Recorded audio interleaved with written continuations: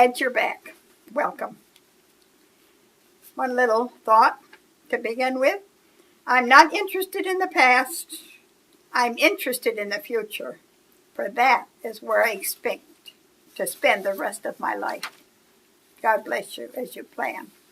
And look ahead. Okay, I have two little tidbits here. Disappointed cannibals. Hudson Taylor, he was one of the great first missionaries to Asia and the Far East. Hudson Taylor was a man of great faith in God, as well as a great missionary. When he first went to China, it was in a sailing vessel. Very close to the shore of a cannibal island, the wind died down, and the ship was slowly drifting shoreward, unable to go about, and the inhabitants of the island were eagerly anticipating a feast. The captain came to Mr. Taylor and begged him to pray for help of God. "I will," said Taylor, "provided you set your sail to catch the breeze," because they needed the wind to carry them away. The captain declined to make himself a laughingstock by unfurling the sails in a dead calm when there was no wind for them. Taylor said, "I will not undertake to pray for the vessel unless you will prepare the sails, unless you will believe that the wind's going to come and you need those sails unfurled." And it was done. The missionary went to his stateroom to pray. While engaged in prayer, there was a knock at his door. "Who's there?" the captain's voice responded. "Are you still praying for wind?" "Yes." "Well," said the captain, "you'd better stop praying, for we have more wind than we can well manage." And sure enough, when but 100 yards from shore, a strong wind struck the sails of that boat, so that the inhabitants of the island were cheated out of their human prey. Sails are made to catch the wind. This part of the prayer, namely the spreading of the sail, the sailors could do. It belonged to God to send the wind, but we must do our part. And the sailors did their part, so must we. Okay, now this is the story of Two Mothers by Doris Miller. I picked up 2 white roses and didn't know what to do with them. I was angry because they meant so little to the woman. Long ago, and that means more than 70 years, for I'm an old lady, I had a great aversion to holding conversations in trains. I hated shouting answers or making comments above the roar of the steam and the clickety-clack of the wheels on the rails. Noise poured in through open windows in the tropical Australian heat, and it was a struggle just to maintain my equilibrium as the coaches swayed and lurched about the narrow gauge of 3 feet 6. Yet it happened that on one journey from the central west of Queensland, I became involved in a conversation I had initiated. At the town of Emerald, a well-dressed woman boarded the train. A droopiness about her could not quite mask a natural haughtiness. She was accompanied by a young man, obviously her son, and a young woman who carried 2 white roses tied with a red ribbon. The matron took her seat, and the son placed her suitcase on the rack above.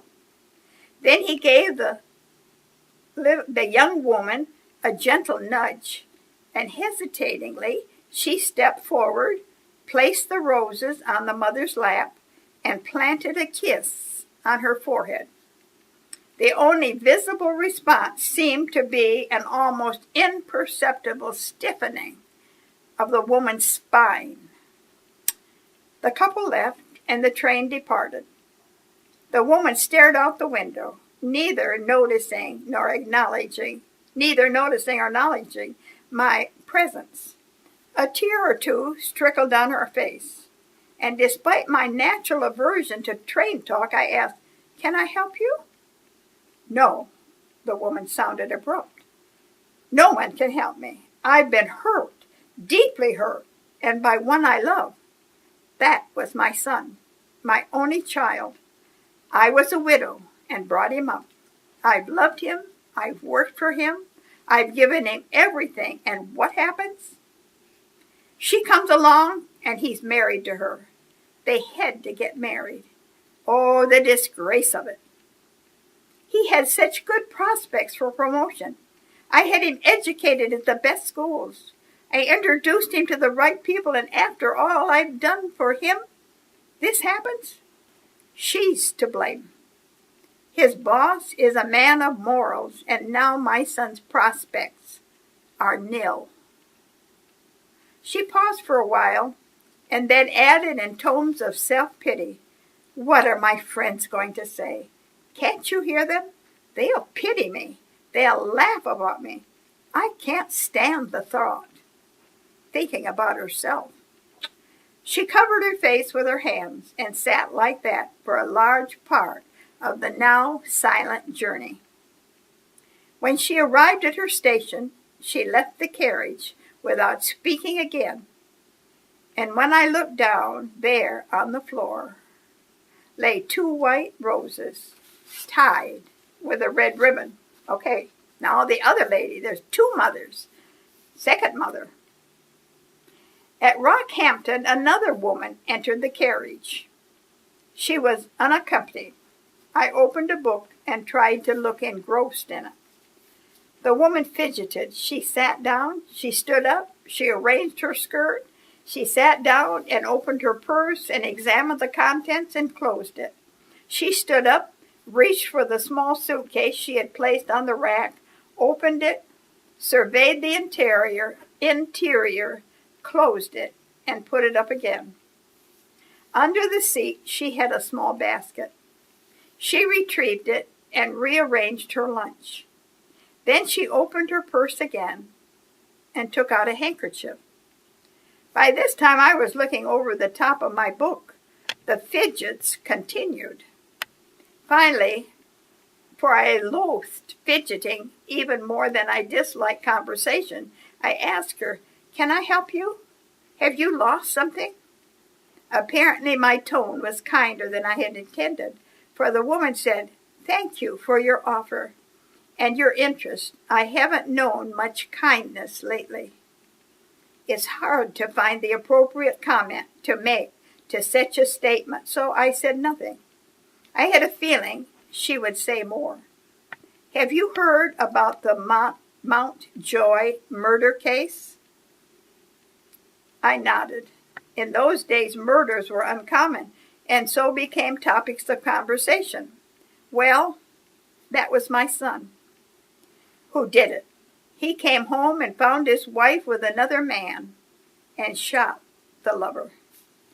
My son has been sentenced to 6 years in jail. I sat through the whole trial. Luckily, I had money put up by for a rainy day, so I was able to get a good barrister for him. That's why the sentence was only 6 years. Here the woman seemed engrossed in her thoughts for a while before continuing. It took every penny I had, but it was worth it. He's such a good son, and I'd do it again. The wheels continued their clickety-clack, but I ignored the sound. She uttered the next words almost fiercely. I'll get a job and save hard, and I'll have something to give him when he gets out. I'll be waiting for him at the prison gate. No matter what anyone says, he's a good man. When she left the train later, I watched her walk along the platform. There were both pride and determination in the way she held her head, and she was carrying 2 white roses tied with a red ribbon. Doris Miller is a freelance writer from Victoria Point, Queensland, Australia. The Tale of 2 Mothers. God bless you. as you seek to love the world for him.